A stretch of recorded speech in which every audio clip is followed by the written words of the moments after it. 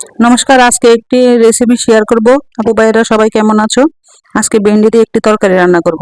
এই ভেন্ডি তরকারি যারা যারা খান না, একবার হলো বাসায় বানিয়ে খেয়ে দেখবেন, কত সুস্বাদু, কত মজা লাগে। রান্না করতেও ভালো লাগে, খেতেও অনেক মজা। আর প্রথম থেকে ভিডিওটা দেখে দেখাচ্ছি। আর আমি শিলপাটায় সব মশলা বেটে নিয়েছি, রসুন, আদা, আর এদিকে পেঁয়াজ, জিরা বাটা। আর ওইদিকে আমি ঝিঙ্গার তরকারি রান্না করে পেলাম মাছ দিয়ে। তো আজকে ঝিঙ্গা আর আলু দিয়ে একটা পাতলা ঝোল রান্না করছি মাছ দিয়ে। তার এইদিকে ভেন্ডি গুলাকে আমি তেলে বাজে করে নিচ্ছি। সামান্য একটু লবণ দিয়ে দিলাম, আর একটু হলুদ দিয়ে দিলাম।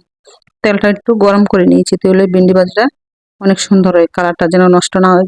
ঢাকনা দিয়ে ডাকলে কিন্তু সবুজ কালারটা নষ্ট হয়ে যাবে, ওই জন্য ভেন্ডির কালারটা যেন সবুজ থাকে, ওই জন্য আমি আর ঢাকনা দেবো না।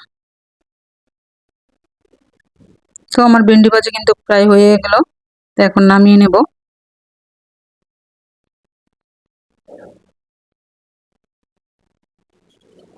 আর এক হাতে আমি ক্যামেরা ধরি, তো ওই জন্য আমার ভিডিওটা সুন্দর আসে না। ওইদিকে দিক লড়াছড়ি করি, কি করবো, ভিডিও বানাতে গেলে দেখ কত সমস্যা। আমার মতন কোন কোন আপু ভাইদের এরকম সমস্যা হয়, সবাই একটু কমেন্ট করে বলবেন।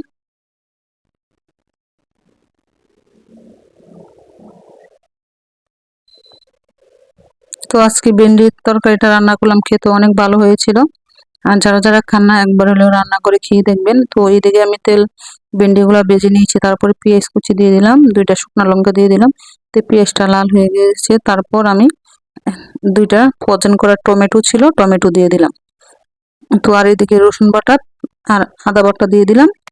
তারপরে একটু জিরা বাটা দিয়ে দেবো। আমি কিন্তু আজকে রান্না করেছি সব শিলপাটা, আর আমি সবসময় তরকারি বেশি দুই একটা রান্না করলে শিলপাটাই বেটে নিই। আর ওইদিকে একটু পেঁয়াজ বাটা দিয়ে দিলাম। সবসময় মশলা শিলপাটা বাটতেই চেষ্টা করি। উম, তারপরে আমি এখন হলুদের গুঁড়া, মরিচের গুঁড়া দিয়ে দেব, আর পরিমাণ মতো একটু লবণ দিয়ে দেবো। দিয়ে ভালো করে মশলাটাকে কষিয়ে নেব। আর যতক্ষণ পর্যন্ত মশলাতে উপরে তেল বেশি না আসবে, ততক্ষণ পর্যন্ত আমি মশলাটা কষাতেই থাকবো।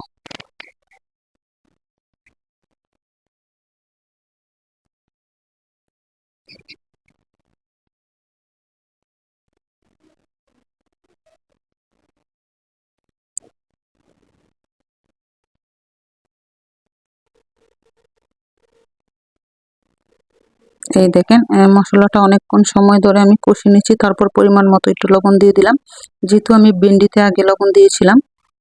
তো এখন একটু সামান্য একটু লবণ দিয়ে নিলাম।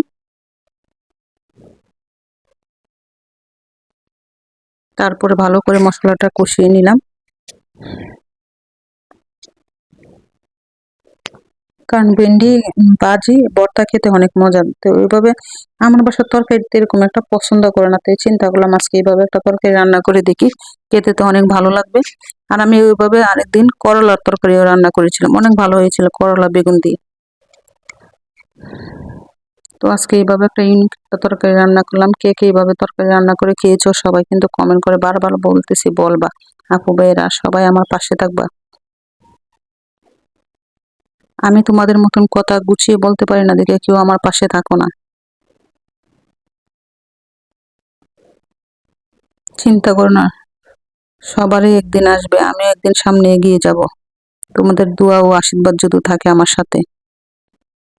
তো তো ভালো করে মশলাটা কষে নিলাম, আর গোটা আলু সিদ্ধ করে নিয়েছিলাম, আলুগুলো আমি ভেঙে দিয়ে দিলাম। তারপরে আমি বেঁচে রাখা ভেন্ডি দিয়ে দিলাম, আর ওইদিকে আমি জল সিদ্ধ করে নিয়েছিলাম, তো ওই দিয়ে দিলাম। আর দেখো তরকারিটা দেখতে কতটা লোভনীয় হয়েছে। এখন বলক আসা পর্যন্ত অপেক্ষা করব। আর এই তো দেখো আমার তরকারির কালারটা কত সুন্দর হয়েছে। আর যারা যারা দেখছো প্রথম থেকে দেখতে থাকো আমার ভিডিওটা। আর এই তো আমার ভেন্ডি তরকারির কালার দেখো কত সুন্দর হয়েছে।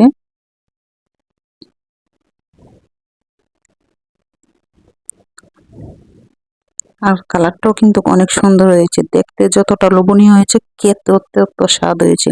আর আজকে কিন্তু দুপুরে আরো অনেক কিছু রান্না করেছিলাম সাথে, অন্য একটা ভিডিওতে শেয়ার করব।